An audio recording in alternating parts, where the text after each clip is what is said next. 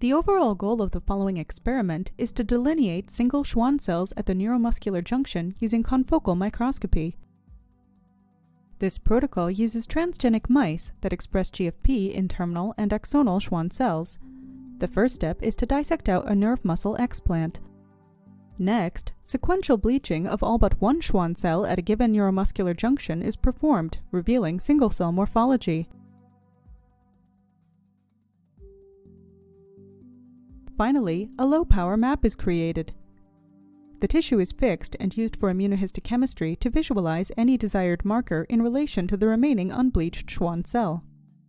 The results show single-cell morphology and, if desired, time-lapse microscopy or immunohistochemical colocalization analysis in fixed tissue based on confocal imaging.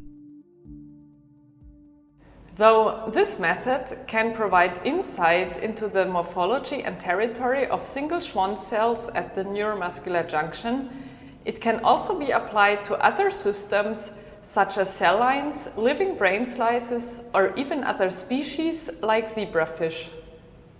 Generally, individuals new to this method will struggle because it takes some experience to identify a sufficiently superficial neuromuscular junction and not waste time on structures that are just not worth the effort.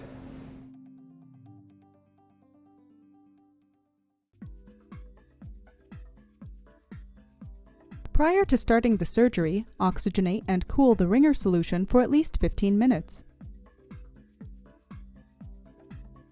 Place a 15 cm tissue culture dish with ice under a microscope.